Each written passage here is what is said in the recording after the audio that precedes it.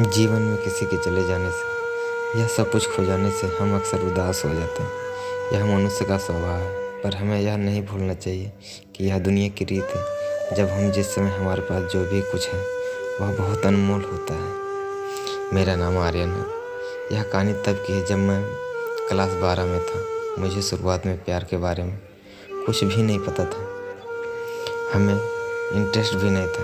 मेरे सभी दोस्त के पास एक एक गर्लफ्रेंड थी और उसमें से कुछ दोस्त मजाक भी मेरा उड़ाते थे, लेकिन मैं उनकी बातों को इग्नोर कर दिया करता था क्योंकि मुझे इन सभी चीज़ों में टाइम नहीं था। धीरे धीरे वक्त बीतता गया और मैं 12 क्लास पास करके आगे की पढ़ाई दिल्ली के लिए चला गया। आज मेरा ग्रेजुएशन का पहला क्लास था तो मैं बहुत खुश था क्लास में लेकर, क्योंकि वहाँ पे नई नई चीज़ें सीखने को मिलती थी, जिससे मुझे बहुत ज्ञान होता था। अपने दिमाग में ये सारी बातें सोचकर मन ही मन मुस्कुरा रहा था, तभी सामने एक खूबसूरत सी लड़की से मैं टकरा गया। उसके हाथों में सारे बुक्स गिर गए और सब कुछ भूलकर मैं उसी को देखता रहा। मुझे बहुत याद आ रही थी। उसकी आँखें, उसका आवाज़ इतना मनमोहक थे कि बस उसे खो जाने का दिल करता था। तभी उसने कहा, ओ हेलो, ध्यान कहाँ है, मेरा बुक उठाओ। मैंने कहा जी ठीक है। इसके बाद वो क्लास में चली गई। उस वक्त पहली बार दिल से कुछ सा फील होने लगा। तब अजनबी लड़की ने के लिए मैं अपनी क्लास में पूरा दिन उसके बारे में सोचता रहा। क्लास खत्म होने के बाद उस लड़की के लिए मिलने का बेचैन हो गया था मैं, पर क्या करता। तभी वो मेरे सामने से अपने दोस्तों के साथ बात करते हुए आ रही थी। मैंने उससे बात करने का सोचा लेकिन नहीं कर पाया।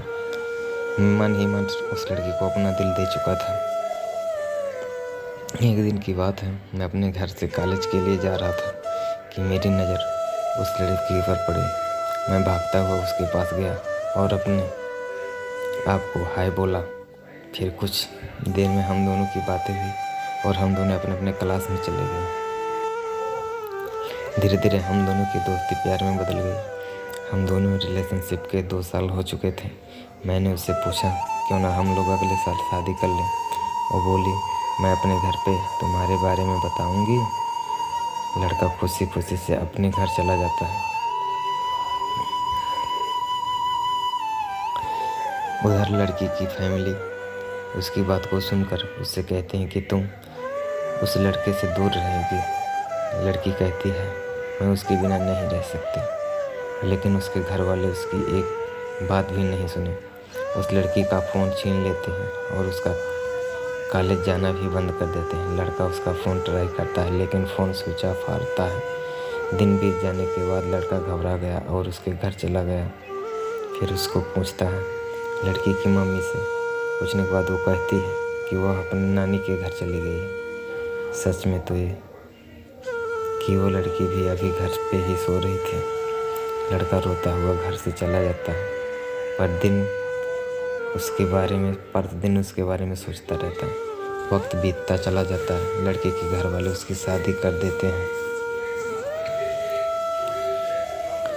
फिर एक दिन 1 साल बाद लड़की को एक पत्र लिखती है जिसमें वो अपने साथ हुई सभी बातों को बताती है, लेकिन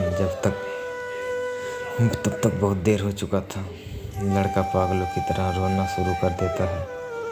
कहता है कि मैं जीना नहीं चाहता तुम्हारे बिना। इतना कहते ही वह वहीं पर गिर जाता है। आसान नहीं होता प्यार करना। बहुत किस्मत वाले लोग ही होते हैं जिनको अपना प्यार मिल जाता है, नहीं तो पूरी ज़िंदगी दर्द के सिवा कुछ नहीं मिलता। मोहब्बत एक तो नशा ही होता रहता है। दोस्तों, अगर चैनल पे नए हैं प्लीज़ चैनल को सब्सक्राइब करिएगा, कमेंट करिएगा। अगर कहानी अच्छी है तो